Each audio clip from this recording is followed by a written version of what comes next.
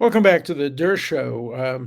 Today, I want to talk about three issues relating to get Trump, to the attempt by the United States government and state governments to prevent Trump from running uh, without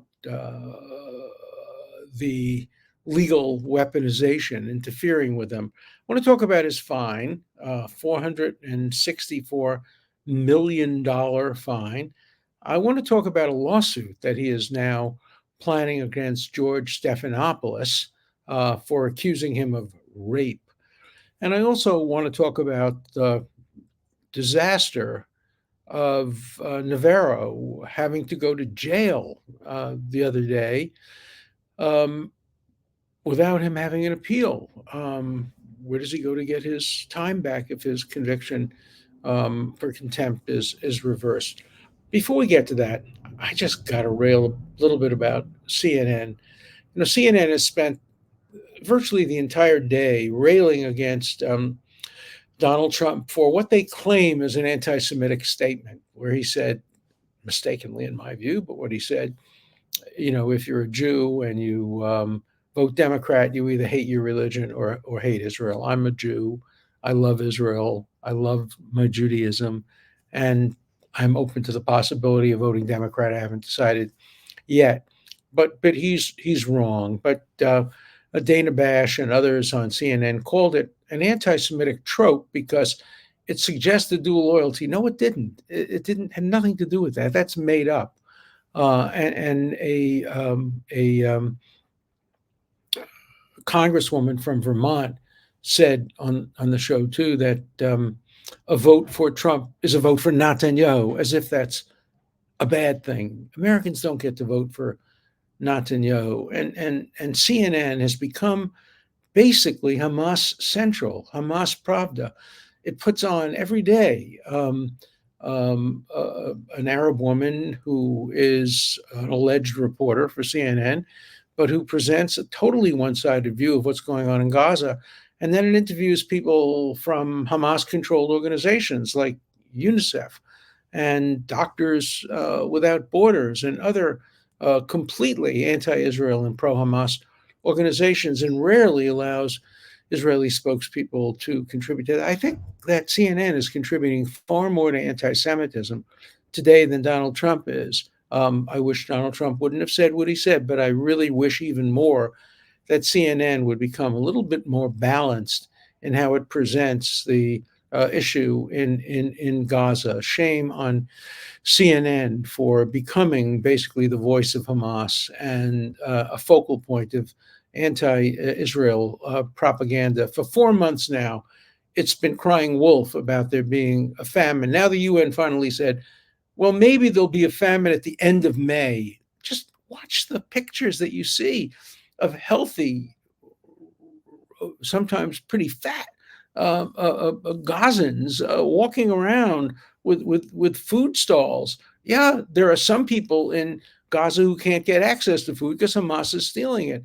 But there is no famine in Gaza. There is a famine in Sudan, and CNN doesn't report very much on it. The U.S. representative to the UN wrote an op-ed the other day in which she complained about lack of concern about Sudan, where people are literally dying in the thousands of literal starvation. That's not happening in Gaza. And what's going on in Sudan is a mini genocide. And have you seen a single student protesting, from the Sudan border to the, no, they only complain against Israel. They don't complain against how Iran treats the Kurds, how the Chinese treat the Uyghurs. It's only about Israel, and CNN is part of the problem. And so I want to focus some attention on that. But let's now first let's turn to Navarro. Here you get a guy who claims, he may be right, he may be wrong. I think he's closer to right than wrong, that he had not only a right but an obligation not to comply with a congressional subpoena because of presidential privilege. If he's wrong and he loses on appeal, he can serve his sentence. But he's 70-something years old.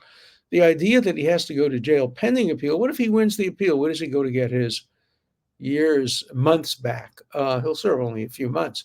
But what's the purpose? He's not going to run away. He's not going to commit crimes. There's just no basic reason for denying him the right to remain out pending the resolution of his case. And if he were not a Trump supporter, I think he would not be kept in jail pending. This is another example of get Trump and his supporters. The George Stephanopoulos thing is a scandal.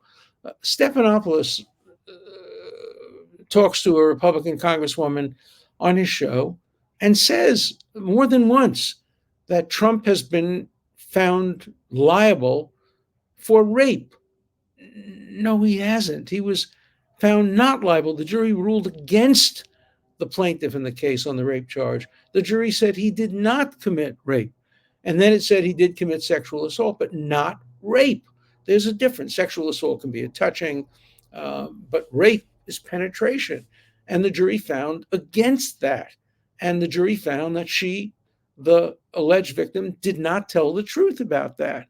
And you can make whatever judgment you want about that, but George Stephanopoulos has no right to accuse President Trump of rape, and he's going to sue Stephanopoulos.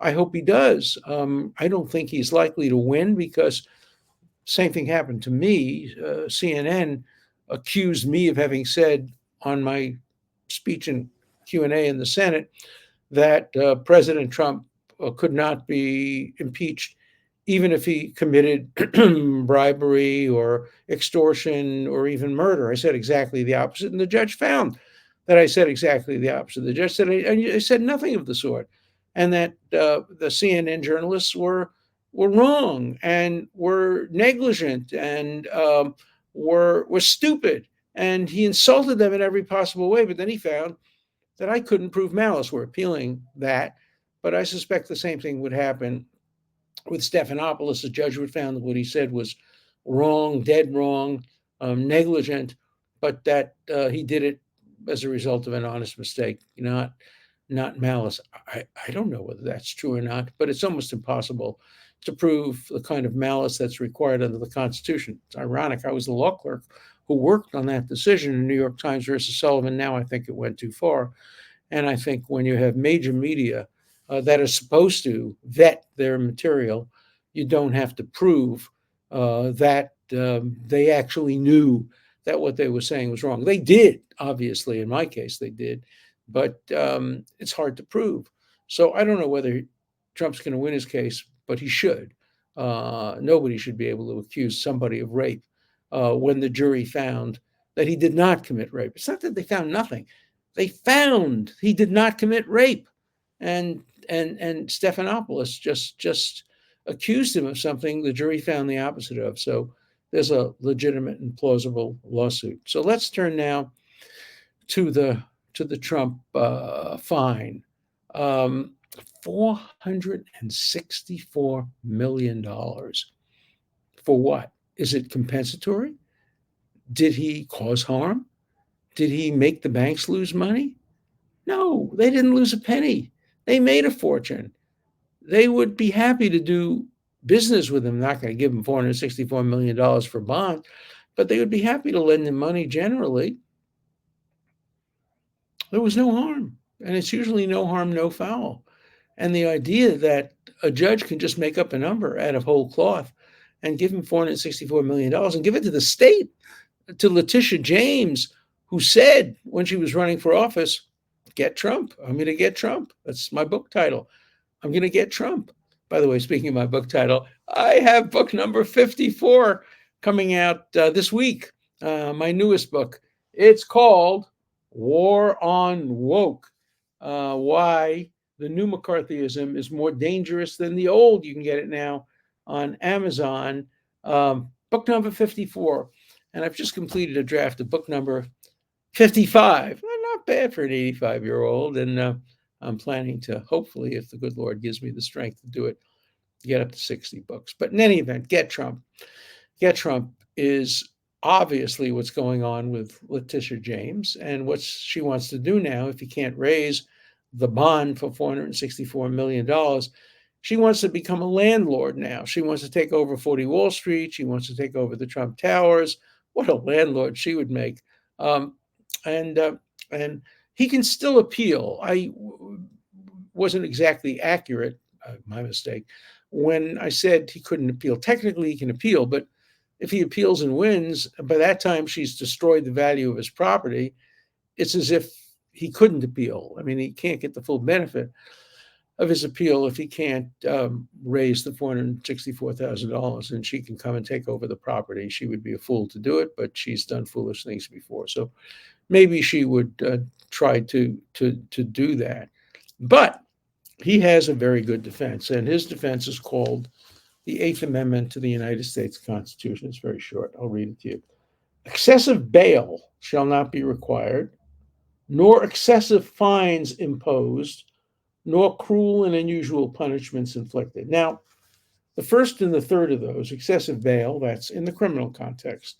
Cruel and unusual punishments, that's in the criminal context. So the question arises whether excessive fines can be applied criminally or civilly, is limited only to the criminal context.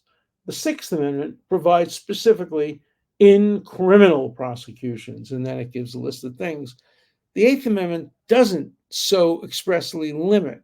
And so the question arises, is the Eighth Amendment limited to criminal fines? I think the answer to that is no.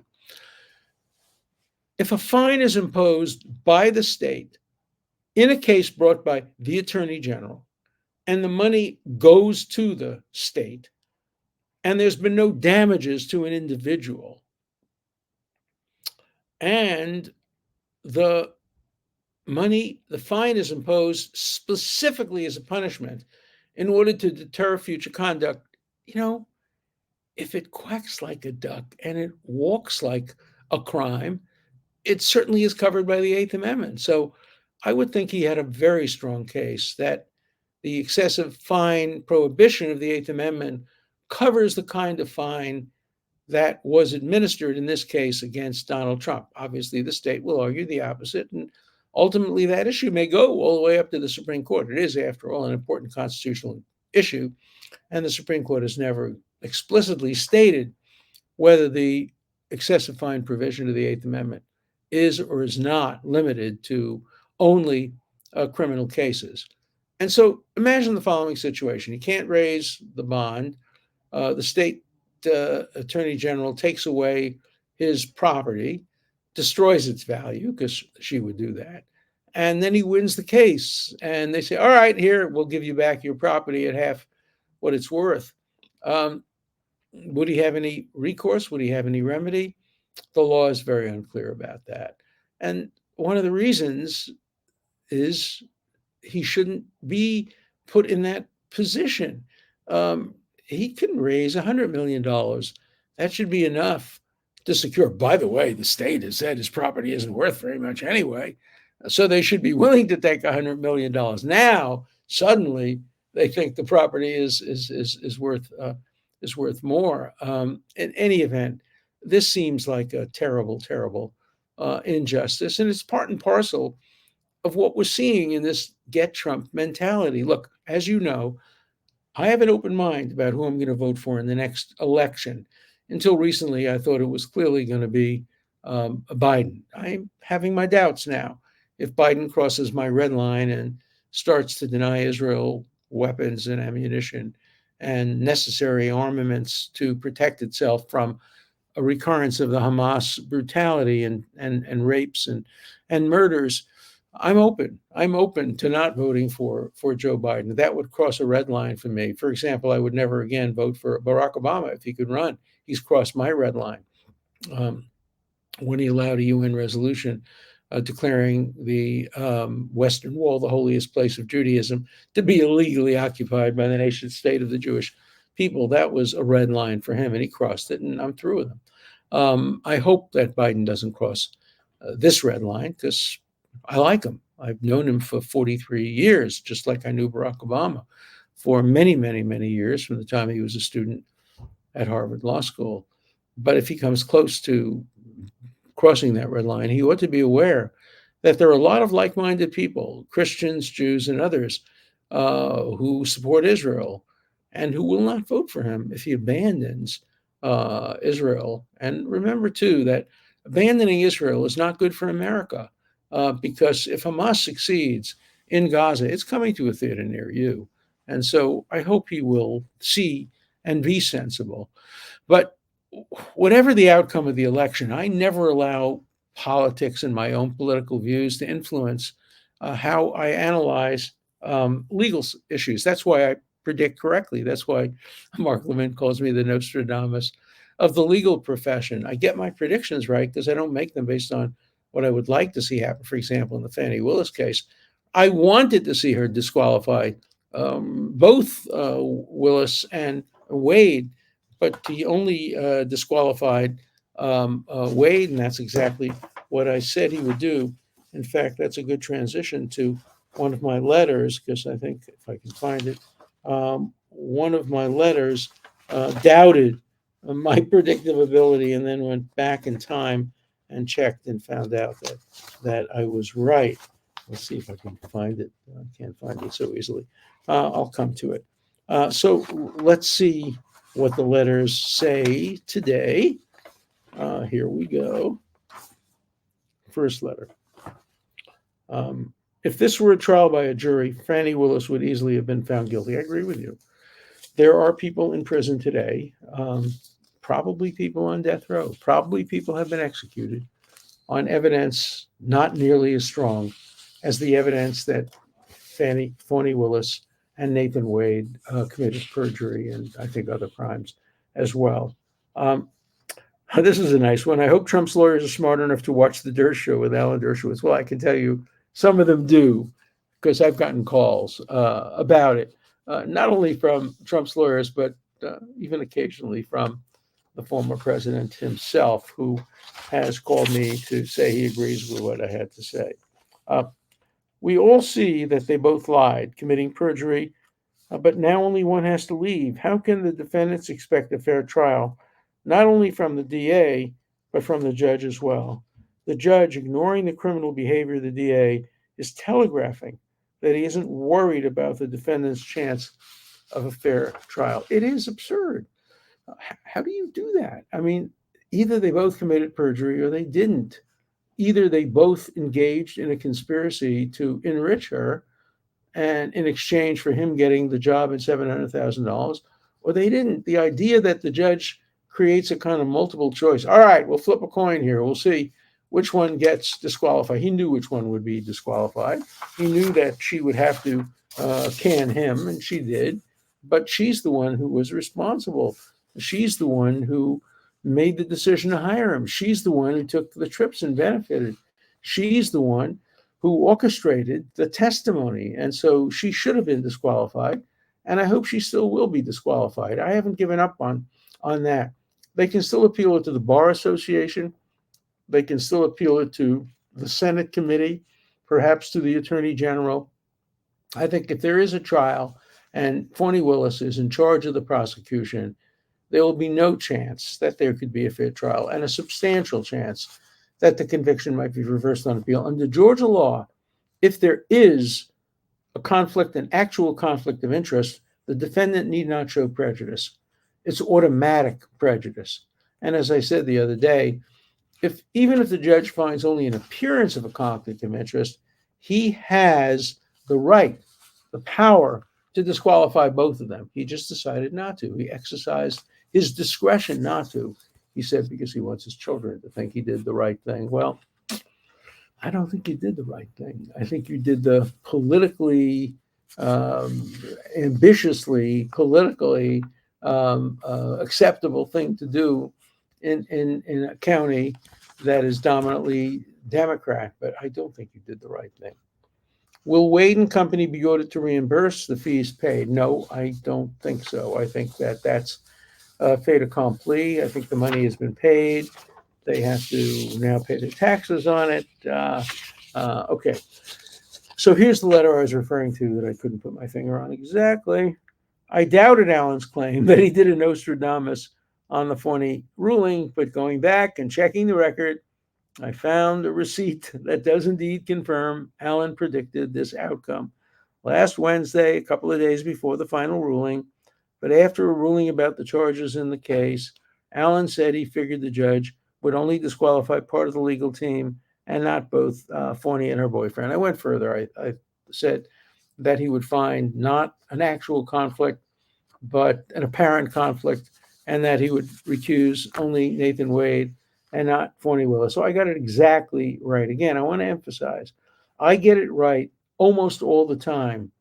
In fact, virtually all the time when it comes to predicting sophisticated and complex legal results, not because I'm smarter than the other lawyers, but because I'm more honest. I don't engage in wishful thinking. I don't confuse what I want to happen. For example, in this case, I wanted them both to be recused, but I don't confuse that with what I think will happen. And that's true of all of my predictions. Many other academics predict in a way to create kind of not only wishful thinking, but self fulfilling prophecies. They figure if they predict it, maybe it will happen. That's not my job. My job is not to influence the outcome of the case, but to accurately predict what the outcome of the case will be and would be. And so I'm going to continue to make predictions of this kind. I've made another prediction that may very well turn out to be wrong, but everybody on CNN has predicted that the Supreme Court will simply affirm out of hand the lower court decisions granting President Trump absolutely no immunity at all, and saying that even if he had immunity while he was president, that immunity doesn't survive post-presidency. I predicted that there would be a more nuanced decision, that the court would hold limited, very limited immunity, much more limited than what Trump wanted, but much less limited than what the other side wanted, and that they would hold, if he had immunity while he was president, that immunity survives after he's president, because it would make no sense to say you have immunity while you're president, but as soon as you leave the presidency, you can be criminally prosecuted. If a president takes actions and that action turns out to have been in violation of the law, but it was well-intentioned and within the scope of his presidency, surely that ought to be subject to immunity. You know, it's not in the Constitution, immunity for the president, but neither is judicial immunity. And the courts have held that judges have immunity, even lower court judges have immunity for whatever they do on the bench. And that was just invented. And the court said, in order to fulfill their judicial functions, they have to talk to law clerks, they have to have immunity, etc. That's right, but it's also right about the president. So I would hope, here I have a situation where my hope and my predictions are essentially the same. I would hope that there would be some immunity. I'm not sure there will be. And I know one thing, it will be a split decision. It will not be unanimous like the Colorado case was unanimous. So I'm going out on a little bit of a limb and making a prediction there. Okay. What are your thoughts about Chuck Schumer's disgraceful tirade about our friend and ally Benjamin Netanyahu, Professor Dershowitz? Look, what Schumer should have done if he felt strongly about that Israelis should do something to substitute a new prime minister for Netanyahu, he should have called Netanyahu, in a private call, and said, "Look, I think you've extended your welcome, and you ought to resign."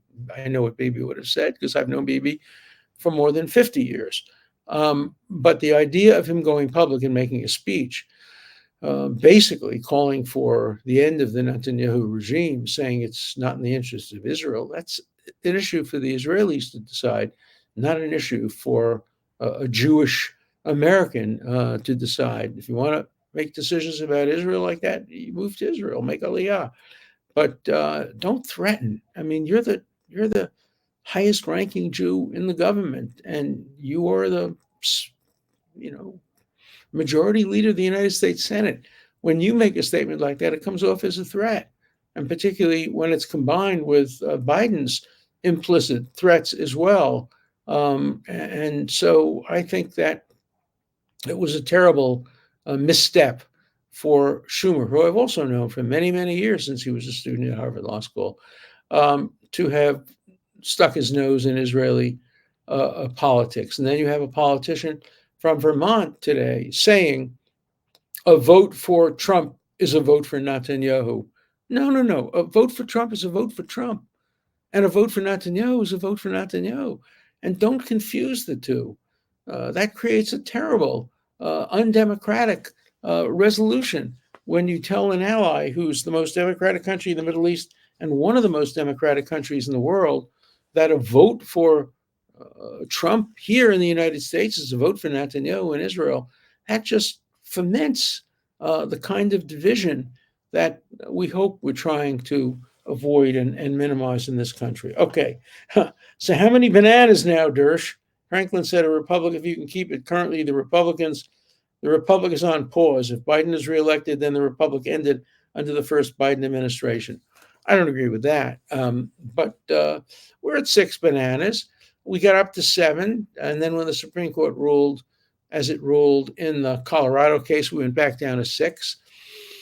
I'm sticking to 6. We'll see what happens. Some of these cases, the Trump fine, the Navarro case, maybe lean a little bit in the direction of 7, but we're not there yet. I want to be cautious in giving out bananas, and so I think 6 is about right. How can a DA run on targeting a single person and not be disbarred? So blatantly dishonest. How can she be trusted to be honest, even if it's criminal? Okay, I think you're right. I think there should be a bar rule preventing any prosecutor from ever targeting any individual. That was true of Letitia James. It was true of Alvin Bragg, and I think it was probably true of Fani Willis. It was probably true of some other DAs as well. But these are the primary ones who essentially have targeted individuals, and that's what Stalin and Beria did back in the bad old days of the Soviet Union, when the head of the KGB said to the tyrant Stalin, "Show me the man and I'll find you the crime." And we've seen that in parts of our history, in extreme cases. Everybody knew that Al Capone was the head of the Chicago mob, and they knew he had killed people. They couldn't prove that, so they targeted him. And they went through his tax returns, and they found enough to prosecute and convict him of tax evasion. We've seen that before with the mafia, with mobsters, but we've never seen that in our country's history with political opponents, and we are seeing that now. And it's going to be tit for tat. We're going to see it on behalf of Democrats. We're going to see it on behalf of Republicans, and it's wrong for both. As an old-fashioned liberal Democrat, I don't like it when it's used against Democrats, and I don't like it equally when it's used against Republicans. And I hope that once the Trump era is done, whether it be at the end of this year, at the end of 4 years, we can go back to a time when the criminal justice system was objective and neutral. And, the rules, the oath you take as a justice and as a judge is to do justice without regard to party. That goes back to the Bible, lo takir panim. The Bible says, do not recognize faces. Do justice with a blindfold. Don't know who it is who's in front of you. Don't know whether he's black or white or male or female or Republican or Democrat or Trump or Biden. The key to objective justice is the blindfold and the weights that are equal. And we are eliminating the blindfold, and too many judges and too many prosecutors are peeking underneath the blindfold. And too many are looking to do justice based on who the person is. And that's not good for America. And what is good for one party is deemed to be good for the other. When I talk about these issues, sometimes people answer, yeah, but they started. Yeah, that may be true. But each side has an obligation to do justice, not only to do justice to your side, but to do justice to the other side. What's happening today in Berkeley, for example, is there's an attempt to suppress any pro-Israel speeches. People have tried to break in and use violence to prevent any pro-Israel speakers from speaking. And people say, oh, that's so disappointing that it's Berkeley because the free speech movement started at Berkeley. No. I was there. I remember. I was teaching at Stanford during the free speech movement. The free speech movement was never about free speech. It was about free speech for me, but not for thee. It was about free speech for the left.